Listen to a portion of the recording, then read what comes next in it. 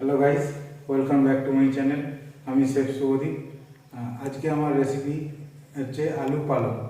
আলু পালক হচ্ছে পাঞ্জাবিদের খুব পছন্দের একটা খাবার। এটা যে কোনো পাঞ্জাবি রেস্টুরেন্টে হামেশাই হয়ে থাকে।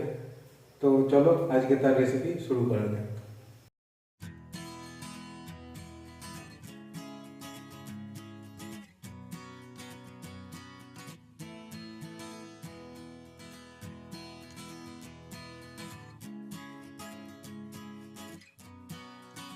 পালক বানানোর জন্য প্রথমে আমি একটা ননস্টিক প্যান নিয়েছি।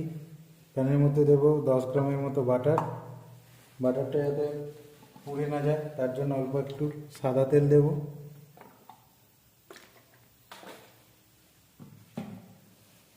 বাটারটা মেল্ট হওয়া অবধি ওয়েট করব।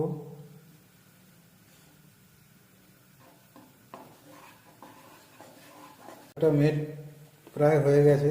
এখন আমরা অল্প একটু জিরা অ্যাড করব।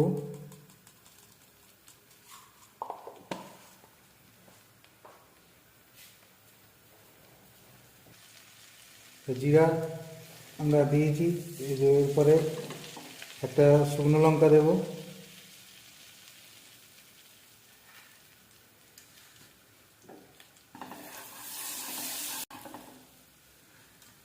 এরপরে কুচিয়ে রাখা আদা এবং রসুন দেব। কুচিয়ে রাখা আদা মোটামুটি 10 গ্রামের মতো এবং রসুনও 10 গ্রামের মতো দেব।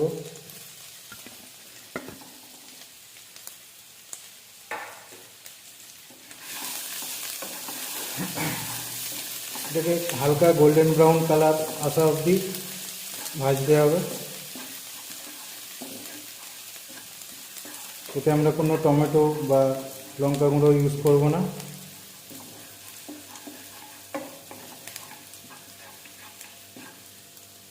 তো দেখতে পাচ্ছেন আদা রসুন হালকা গোল্ডেন ব্রাউন হয়ে গেছে।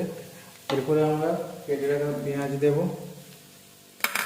আমি এখানে দুটো পেঁয়াজ, বড় সাইজের পেঁয়াজ কেটে নিয়েছি। আর সেই সঙ্গে দুটো কুচিয়ে রাখা লঙ্কাও দিয়ে দেবো, কাঁচা লঙ্কা।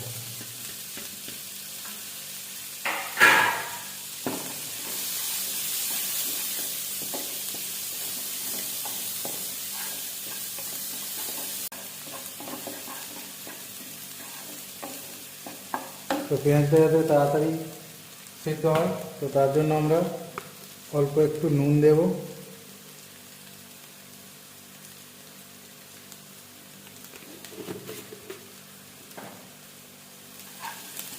নুনের আন্দাজটা সবসময় খেয়াল রাখবেন, কারণ আপনার যে স্পিনাচ পিউরি ইউজ করছেন স্পিনাচ সল্টি হয়, তার যে বাটার দিচ্ছেন বাটারও সল্টি হয়, তাই নুনটা সবসময় একটু খেয়াল করে দেবেন।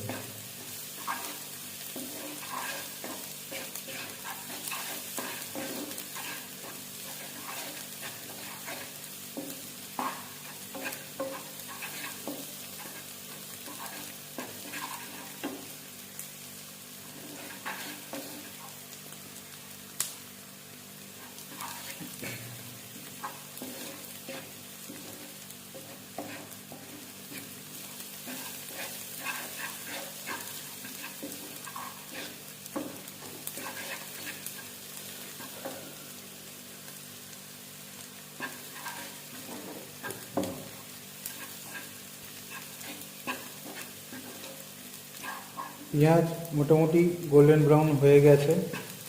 তো এবার আমরা আগে থেকে রেডি করে রাখা স্পিনাচ পিউরিটা অ্যাড করছি। পেঁয়াজ মোটামুটি গোল্ডেন ব্রাউন হয়ে গেছে। তো এবার আমরা আগে থেকে রেডি করে রাখা স্পিনাচ পিউরিটা অ্যাড করছি। স্পিনাচ পিউরির মধ্যে আমি এটা নিয়েছি 2 আঁটির মতো পালং শাক আছে, আর 1 আঁটি ধনে পাতা, আর 4টে কাঁচা লঙ্কা। ধনে পাতা না দিলে আসল টেস্টটা আসে না। তো এটা স্পিনাচ পিউরি পুরোটাই অ্যাড করব।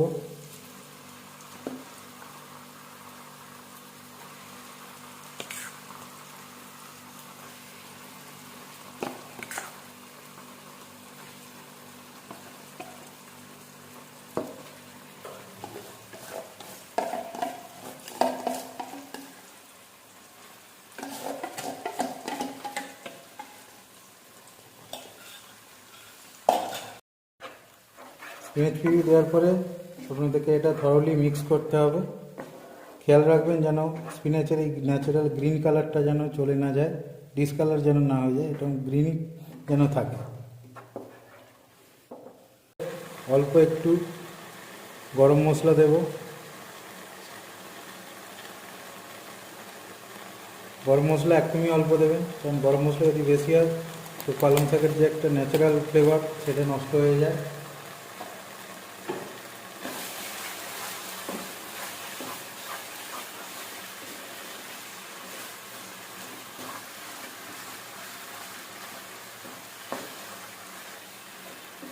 স্পিনাচ পিউরি অনেকটাই ড্রাই হয়ে আসছে। এবারে আমরা ভেজে রাখা আলুটা দেব।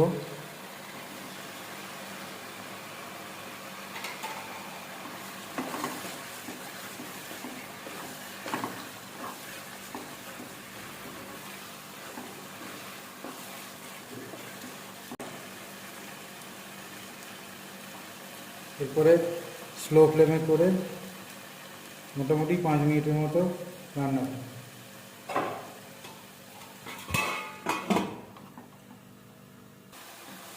আমাদের আলু পালক রেডি হয়ে গেছে। এবারে আমরা ওপর থেকে একটা তড়কা দেব। তো তড়কার জন্য আমি একটা ছোট তড়কা প্যান নিয়েছি, এটাকে হালকা হিট করব। এর মধ্যে 1 চামচ থেকে 2 চামচের মতো তেল অ্যাড করব। তারপরে আগে থেকে কেটে রাখা রসুন কুচো, রসুনটা আমি একটু বড় বড় করে কুচিয়েছি, তো এই রসুনটা একটু হালকা ভেজে নেব।